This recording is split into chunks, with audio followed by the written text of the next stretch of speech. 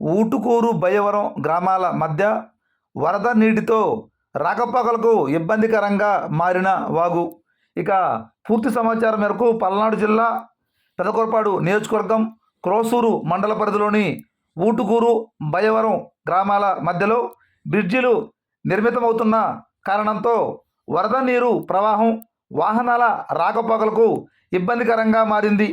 ఈ నేపథ్యంలో గురువారం మధ్యాహ్నం 3 గంటల సమయంలో భాగంగా ద్విచక్ర వాహనాలు, 4 వీలర్సు అలానే బాటసారులు భయంగా నీటిలోనే ఒడ్డుకు చేరే పరిస్థితి నెలకొందని ప్రజలు పేర్కొన్నారు. ప్రవాహం వద్ద వీఆర్ఓలు, పోలీసులు సంబంధించి ఏర్పాటు చేయాలని ప్రజలు కోరుతున్నారు.